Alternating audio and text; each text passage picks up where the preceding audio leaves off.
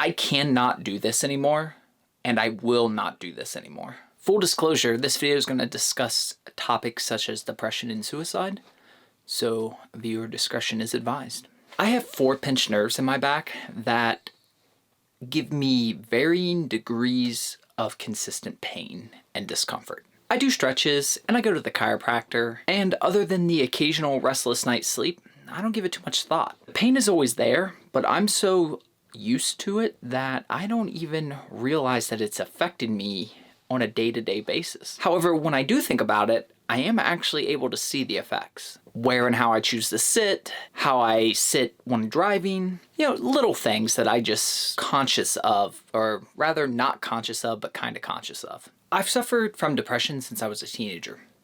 Although much like my back, it was easy to rationalize it away. They say being a teenager is tough. I just went through a breakup. College is hard. This new job is stressful. Whatever. There was always something that just made sense and made it go away. This past year has been the hardest year of my life.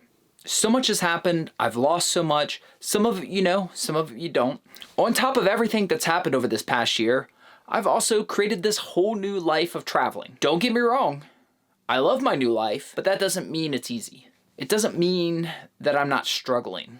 As I said, I've always been able to rationalize my depression as anything but depression, essentially. Now, I can't speak for others. I can only speak from my own experiences. As I mentioned, I have this awesome ability to rationalize depression as anything else other than actual depression. However, with some reflection, I can pinpoint certain particularly low points in my life, with the lowest being in college.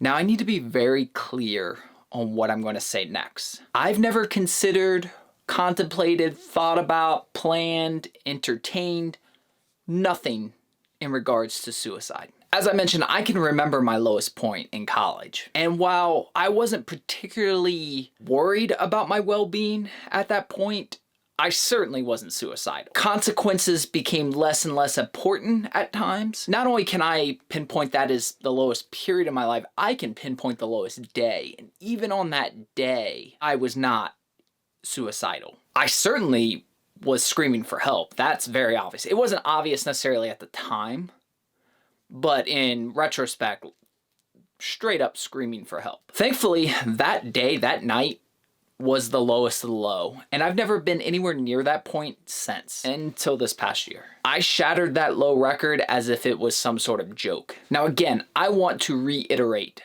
I am not, I was not, I have not been suicidal. In fact, I've always actually secretly sort of hated people who committed suicide. I didn't openly say that necessarily, but to me it was always kind of like a cop-out. I had been at low points, even though I didn't necessarily recognize them as what they were. And yet there was always just still something like it could theoretically get better in my mind. And so for me, it was really hard to sympathize or show any type of empathy in regards to suicide. I mean, I tried and it wasn't mean about it, but I really couldn't empathize with that at all. After this past year, I don't have that problem anymore.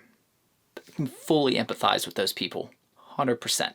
Again, I wasn't, am not, have not been, but I can empathize. A few weeks ago, I posted a video about a bad day I had traveling through Texas. Nothing was going right this day, but to be clear, it wasn't that horrible as a day. When you really just look at the video, there was nothing that horrible. Sure, it was stressful, it was tiresome, and a little bit gross at times, but we survived and I learned a few things.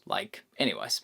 What I neglected to explain in that video, I somewhat possibly alluded to a little bit, was how close that day came to breaking me. I always say I try to keep this channel uplifting. I like the up-tempo vlogs, and they're fun to make, they're fun to edit, and they're just all around fun times. And because I have that mentality of the channel, it's real easy for me to avoid certain topics like we're talking about today because it doesn't fit in with the channel. Except that's a lie. I've always kept the channel uplifting so that I don't have to be vulnerable. I cannot do this anymore, and I will not do this anymore.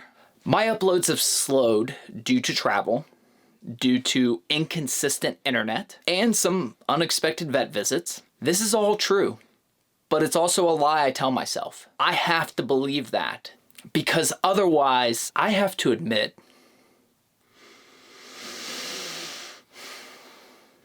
I was doing so well. I have to admit that there are some days where I just can't. I can't pretend to be happy, yet I refuse to be vulnerable. So I'm stuck. I can't make a video. I can't edit. I can't film. I just can't do it.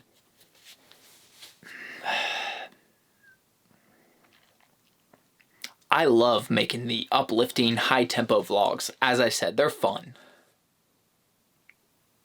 And I will continue to make those as often as I can, and hopefully it'll be easier as time goes on. But I'm also going to make videos that are more transparent. I would have to say the number one question I get asked is, are you lonely on this trip? Yeah, of course I am. I knew I would be. I've always struggled with being lonely. I know this about myself. It's actually one of the things I hope to overcome with this trip is to get better at being by myself, because I feel like until I can do that, I'm going to have a real hard time going on in life and having good, solid relationships. I'm also really bad about being vulnerable. I don't like to burden people with my problems.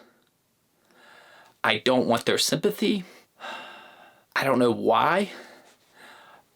I do know it goes back to childhood that I've always felt this way. I mean, I have some ideas why, but it's not relevant. This channel has already been changing, obviously. It used to be 100% about the pups, and now it's 70% about the pups and 30% about us in this new lifestyle. You're going to continue to see it shift. I mean, don't get me wrong, the pups consume my life. They're going to be all over the videos no matter what. How did I get them not to be in this one? How did I get them to be sleeping on the bed right now? Well, it's 1:30 in the morning. And technically it's 4:30 in the morning, what they're used to, because they don't understand time zones. It's real hard to make a real video sometimes with them. I mean, don't get me wrong, that's one of my things I love most about them is when I'm down, they can really help bring me up. That's really all I had to say.